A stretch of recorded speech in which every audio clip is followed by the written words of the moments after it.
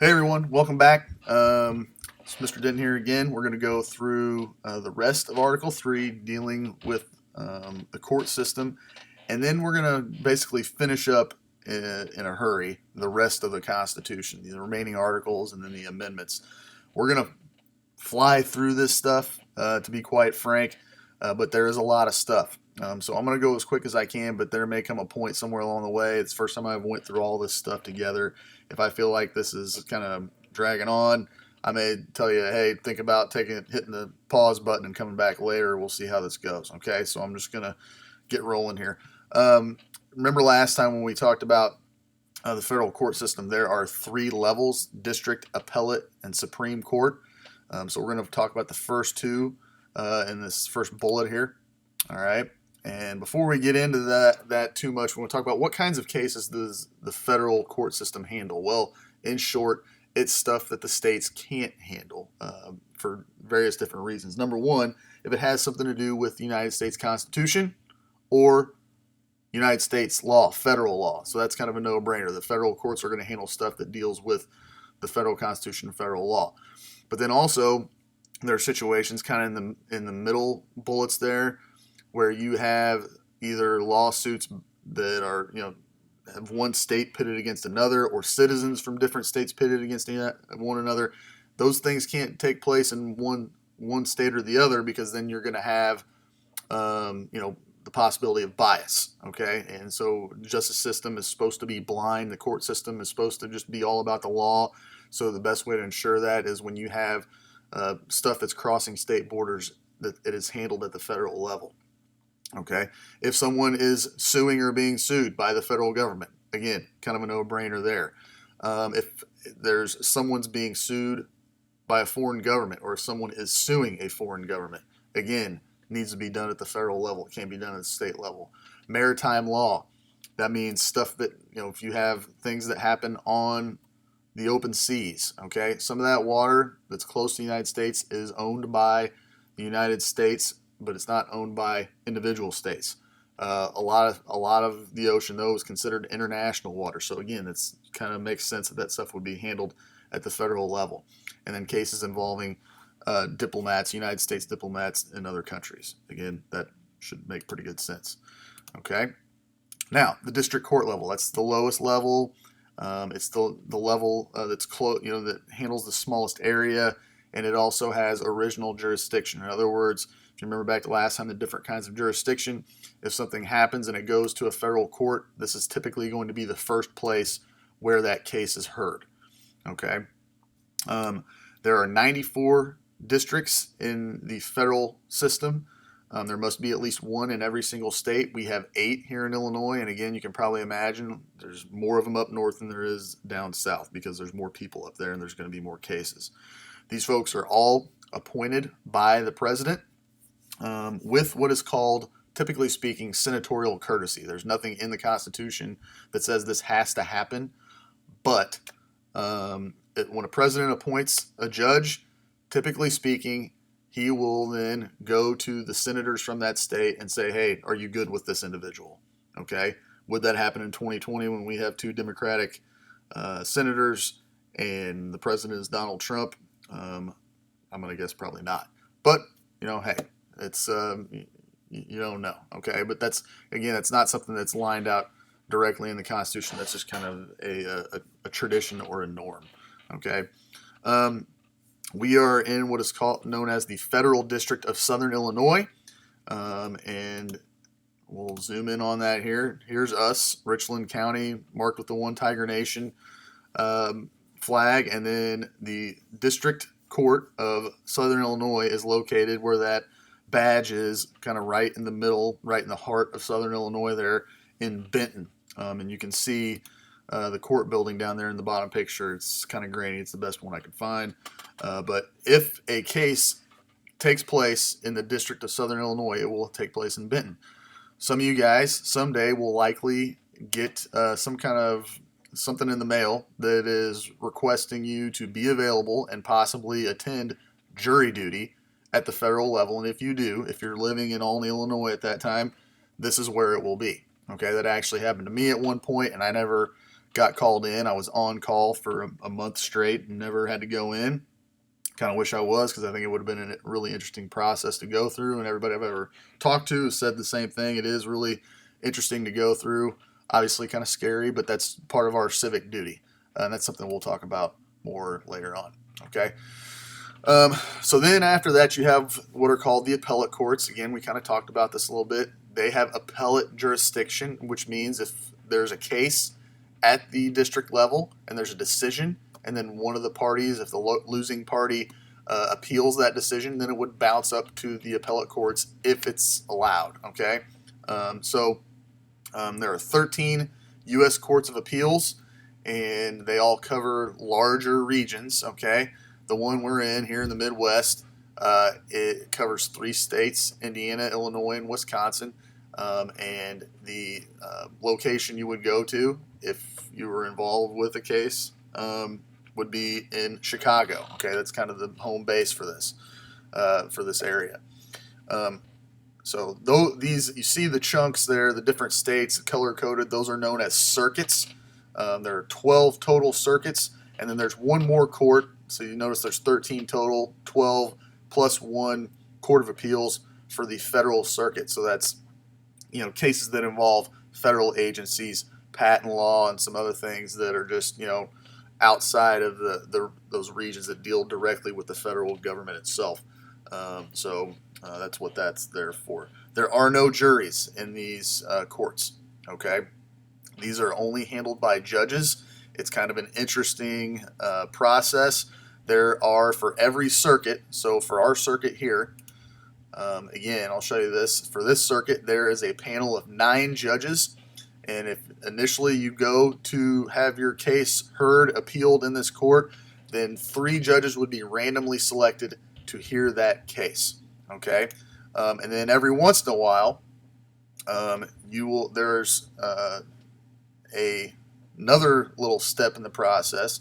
If one of the parties requests a rehearing, I'm not even going to try and pronounce that there in the quotations, but what that basically means is full bench. All right. So if you have a rehearing, if you appeal to the appeal decision, then they would bring in all 9 judges, the full bench. So remember, initially it was just 3. Well, then you would bring in all 9, and that's if they allowed for it. Okay. It's not always a guarantee if you appeal that you're going to get an appeal. It has to be decided on, usually by the bench, the judges, as to whether or not that's going to be allowed to happen. Okay. And they want it, there needs to be a good reason for it. They're not just going to give you an appeal hearing just because you asked for one. Okay. So again, you've got the 3 randomly selected judges, and then if it's really controversial or whatever, there's a chance, it doesn't happen very often, but that you would get a panel of all 9, and then if it's appealed again and accepted, it's after the next level after that is the Supreme Court, which is what we're going to look at next. Okay, Supreme Court. The Supreme Court, unique here, has both original and appellate jurisdiction. Probably most of the cases that they hear, vast majority, are appellate cases. So cases that were appealed to the Supreme Court either from the appellate courts at the federal level or from state Supreme Courts. But they also have original jurisdiction in some cases that are, that have to go directly there. For instance, if Congress sues the President of the United States, like during Watergate, okay, Congress sued Richard Nixon for secret tapes that he had, recordings of himself bribing people and doing, not directly bribing people, but discussing bribes and other things of that nature that ultimately led to him being kicked out of office, more or less. So that is a case where the Supreme Court would have what is called original jurisdiction. I'll show you another case here later on that has that as well.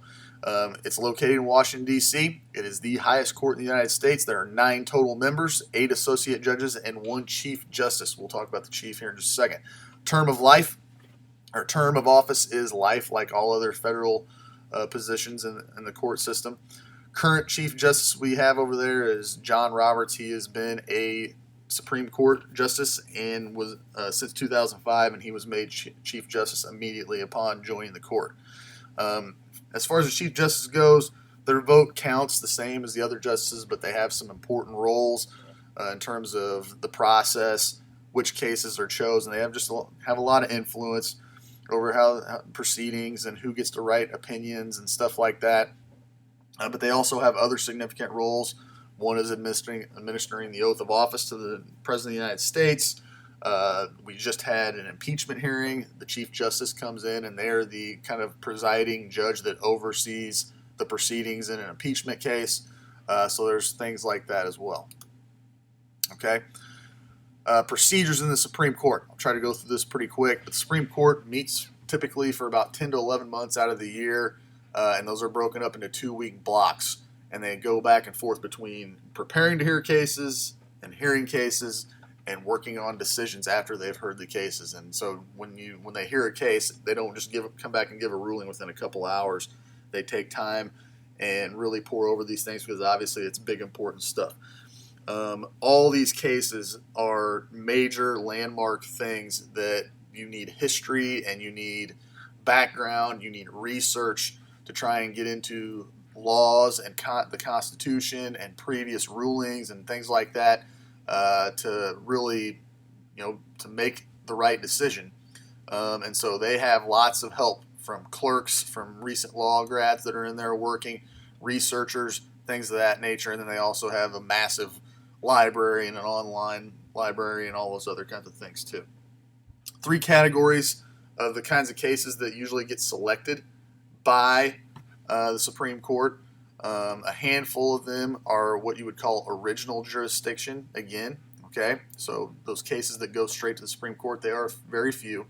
Then you have those that are appealed from the Court of Appeals, like we mentioned, and then ones that come from the state Supreme Courts. Kind of hit on all that stuff already. They hear roughly 100 cases a year. They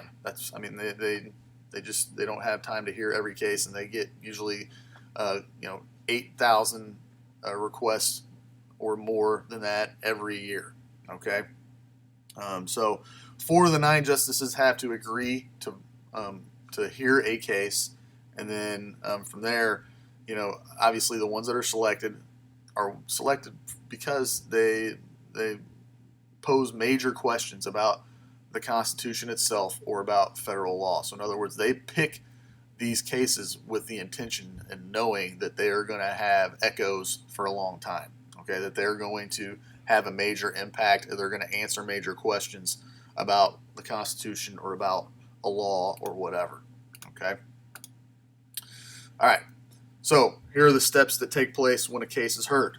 First of all, you have what are called case briefs. They are summaries that are and arguments, okay, persuasive type documents that are written from both sides. They read both of those. If there's a third party that could be impacted, but maybe aren't directly involved, then they may write a brief as well. So they read those and do their homework before they go into court. Then you have in court the oral arguments. So in other words, both sides get up and speak their piece, but they only get 30 minutes a pop. Most of the stuff has been done in those briefs that we already talked about, and this is their final chance to make their case and make it in person. Then they hold conference. The 9 judges have a private discussion about about the case, and then eventually they vote and they have an opinion. Okay, majority wins. It's a simple majority. You got to have 5 to win. So the decisions are always presented in writing. Again, it's important to understand that these cases are not just everyday stuff. They are usually extremely important and could change history. Okay, the impact could last for decades or even centuries. The majority will write an opinion. That's why they don't just give a ruling; they give an explanation. It's called the opinion. Okay, and both sides do. All right, the winning side will give what's called the majority opinion, and then the other side will give what's called the dissenting opinion, why they disagreed and why they voted the way they did, and then you might have also a concurring opinion, which basically means that someone that agreed or voted with the majority, but for a different reason than what they made the decision. The other folks made the decision. Okay, you got some big influential cases here. Brown v. Board desegregated schools in 1954. You can find really quick little videos on all these really big, really important cases. Plessy versus Ferguson, 1896, which actually established segregation further. Okay, so Brown v. Board kind of undid Plessy versus Ferguson. Dred Scott, that's where right before the Civil War, the Supreme Court actually came to the decision that African Americans were property, or that slaves were property. They weren't people, so they had no rights. That was a pretty big decision, obviously. Marbury versus Madison in 1803 was a really important case because it basically, that's where the Supreme Court decided that it had the right to make rulings regarding laws and the Constitution, and they could actually strike down laws. Okay, it's called judicial review. All right, so they could do things like that, which made the Supreme Court enormously powerful. Roe v. Wade, you guys are probably familiar with that one, has to do with abortion in a narrow sense. In a bigger sense, it has to do with privacy. It's a big topic every election, every single election.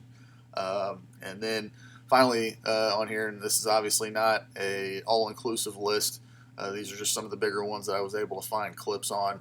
The 2000 presidential election, where they made a decision that that a vote counted in Florida, that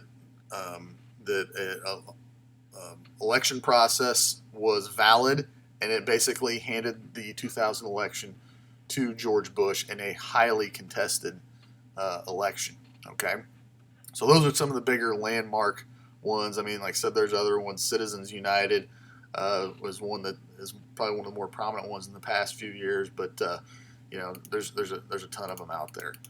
Okay, pretty interesting stuff. Okay, so I'm going to back this up. So here, the etc. What we're looking at here are the final articles and then the amendments. Okay, we're at about 17 minutes here. I think we can probably get through the rest here in about maybe 10 minutes or so. So if you want to keep rolling, I'm gonna keep rolling on here and try to make this as quick and painless as possible. But we are done with Article 3 with the court system, so we still have several articles left. Okay, but before we get to those, I forgot about this part. There's one little leftover on Article 3. It deals with treason. Okay, everybody knows that word. This is talked about in Section 3 of Article 3, where it defines what treason is, which basically is waging war against the United States or helping its enemies. Okay, and it also lines out what the criteria are to find someone guilty of treason, because we throw this word around so much today. I think that's one of the important reasons why we should talk about this. We throw the word treason around so much, but treason it's a pretty lofty word.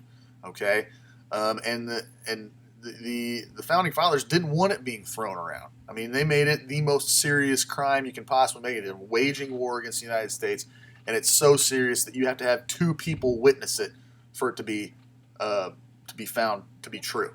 Okay, and so the punishment for treason is death. Okay, but it's such a controversial thing. Okay, and the reason I say it's death sort of is because first of all, we haven't had anyone, we haven't really had anyone convicted of treason since the 50s. Okay, so no one, and that person and the couple people before that person that were found guilty of treason all was tied into World War II stuff. Okay, so we really haven't had anyone found guilty of treason since World War II. If you're thinking of the Rosenbergs from the 50s, selling secrets to the Soviet Union, even they weren't found actually guilty of treason. They were found guilty of espionage, and yeah, they were put to death, but they weren't found guilty of treason. Okay, the last person to actually be found guilty of treason and put to death because of it was Mary Surratt, who was involved in the plot to assassinate Abraham Lincoln. That's how far back you have to go. Okay. So over 150 years or so, over 150 years, I guess, since we've had someone that's actually been put to death for treason. Okay, a couple other important things here Okay, really the big one that I like to talk about is that it states in the Constitution that corruption of blood can't be a thing in the United States. In other words, if someone is found guilty of treason, their family can't be then punished and cursed for all of history.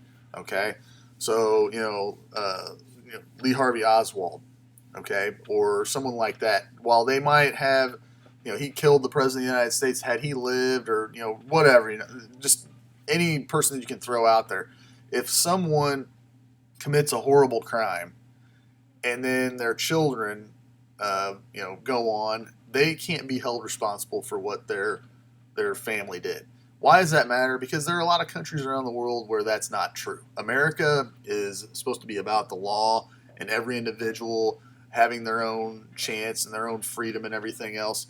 But throughout history, there's plenty of examples of other countries where if your family screws up, then that family is, they're held responsible for that for eternity. Okay, that's not how we do things here in the United States, though. All right. So again, how often does treason take place, or how often is it actually found to be, people? How often are people convicted? We've only had 9 total convictions in U.S. history, and so the last was in 1952. Okay. Let's see here. So other articles. So the first 3 articles deal with the branches of government. Article 4 talks about relationships between the states and how, if new territories want to become a state, the process that they go through, the fact that states have to respect the laws and the citizenship of people who come from other states, etc. It also talks about the fact, we're going to get to this a little bit later on, but the fact that states must guarantee a republican form of government to their citizens. Okay, so in other words, all states, they get to create their own constitutions and their own form of government in a sense, but it has to be in the image of the United States government. It has to be a republican style government. All right. Article 5 talks about how you amend the Constitution, how do you make changes and additions to the Constitution. Get to that in a second. Article 6 says that if there were old debts and contracts that existed before the new Constitution, basically during the Articles of Confederation era, those still hold up. We're not wiping the slate clean on that stuff. Supremacy, so the federal government is, again, supreme to state governments. Federal law is supreme to the state law. Oaths of office that folks have to take when they get ready to move into a public office like the presidency, and Congress and things of that nature, that they have to be loyal to preserving the Constitution, etc. And then religious tests, can't have them. Okay, you cannot be forced to take some kind of religious test to hold public office or to become a citizen or anything like that. Separation of church and state. All right. Finally, Article 7 lines out how the Constitution could become official, what the process it would have to go through to become the law of the land. All right, being ratified by the states and all that stuff. All right, so amendments, real quick. Understanding what amendments are. First of all, what they aren't. They're not laws. Okay, they are laws come and go. An amendment is changing or adding to the language of the Constitution. All right, this is part of what makes the Constitution, quote unquote, a living document, because it can be added to and it can be changed as the times progress and those things are needed. All right, they don't expire, they don't go away. The only way you can get rid of them is by passing another amendment, and it's really difficult to do. Only 27 amendments in history total. 10 of those were the Bill of Rights, which were passed immediately after the Constitution became the Constitution. Okay, so it does not happen very often. In fact, we've only had 9 in the last 100 years, and the last amendment that was ratified was in 1992. So it's been 30 years since we've had one. They don't happen very often, and they're tough to get through. Okay, to even propose an amendment, it's got to be agreed upon by 2/3 of both houses, or you can have a convention that's called up if 2/3 of the states demand it, and that has never actually happened. all the amendments have been brought up by the houses. And then the thing is, once that happens, it has to be ratified. And this is one of the only times, usually everything you see that's really big with the Constitution is that number 2/3. Well, with the states approving or ratifying an amendment, it's got to be 3/4, 75% of the states. Okay. So, last thing we're going to do is we're just going to look at these amendments real quick, and I'm going to blow through them pretty fast here. First Amendment there, this is the Bill of Rights, the first 10 amendments.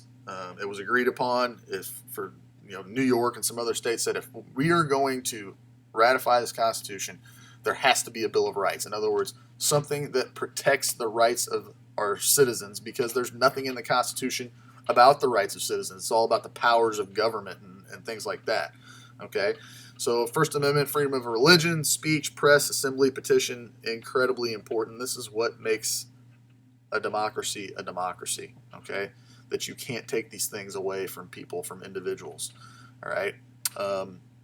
So Second Amendment, right to bear arms. I mean, everybody around here knows that one. It's hard. You're hard-pressed to find a parking lot that doesn't have a truck in it with a bumper sticker that has something about the Second Amendment on it. Okay, it's a pretty big topic of discussion here and all over the country, really. Okay, for various different reasons. Like I said, we don't really have time to dig in on any of these too much. We're going to keep moving. Third Amendment is a response to the American Revolution, specifically, and stuff that led up to the Revolution. That American citizens, we had to give a place to stay to British soldiers who were here occupying the United States. Didn't sit well with people. That's what that's all about. So Americans don't have to give homes or pay for homes for soldiers. Illegal search and seizure. In the United States of America, law enforcement has to have a warrant. They have to have good reason, probable cause, stuff like that, to get a warrant to search your stuff. Grand jury, double jeopardy here. Fifth Amendment talks about when it comes to proceedings in court, you can't be accused of the same thing twice. You don't have to get up on the stand and self-incriminate yourself. That's what people call pleading the fifth. That's what they're talking about. You don't have to self-incriminate. Getting due process, getting a fair process through the court system. 6, right to a speedy trial by jury. Okay, they can't throw you in jail and leave you there forever to rot. Everyone's guaranteed legal counsel or legal representation, even if you can't afford it. It will be provided for you. And so, the Seventh Amendment, civil cases are going to get a jury.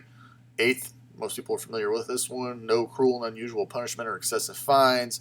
9th, if a right's not listed for citizens, it's kind of like when we're talking about rights that all governments have because they are governments. Well, they can't list every right in the Constitution or in these Bill of Rights that a person has. So just because it's not in here doesn't mean that they don't have it. And then finally, the 10th Amendment is more so about the states, but also about the citizens as well. Anything that's not listed in the Constitution as a power that belongs to the federal government then belongs to the states. Falls to the states and the people of those states. All right. And then here's the remainder of them. Again, not going to dig way in on these, but some pretty big ones in there. The 13th, 14th, 15th Amendments defined citizenship in the United States. In particular, they were written about, post-Civil War in response to what to do about slavery. So they eliminate slavery. They eliminate, people being denied the right to vote because of race, creed, etc. Okay, so some really important stuff in there. 16, income tax, pretty big deal. 17, made America a more democratic place by guaranteeing that senators would be elected by the people. 18, prohibition, everybody knows that one, which then was repealed by 21. There's that example of how an amendment can only be done away with by another amendment. Again, if you don't know what prohibition is, that's back in the the late 20s, early 30s, where we basically had a situation where alcohol was illegal. Okay, so then it was quickly done away with because everybody realized that was never going to, people were going to drink anyways, and you can't legislate morality, that sort of thing. Okay, so then 19, women, guaranteed the right to vote. Didn't come till way too late in the teens, late teens or early 20s. Then you have the 20th Amendment. Presidential term starts on January 20th, and then the first shot at presidential succession. I'm rambling on here. I'm trying to make sure I hit all these, or the ones that I need to the most. 22nd, Roosevelt served 4 terms after World War II ended. People realized that's not good, so they officially made it so that you can only serve 2 terms. No poll taxes. People can't be denied the right to vote because of an inability to pay or whatever. And then 26, pretty big one there. Okay, response to the Vietnam War. People could go off to fight at age 18. They should be able to vote at age 18. Okay, didn't hit all of them. Like I said, I was trying to get through it pretty quick. Kept this around 30 minutes.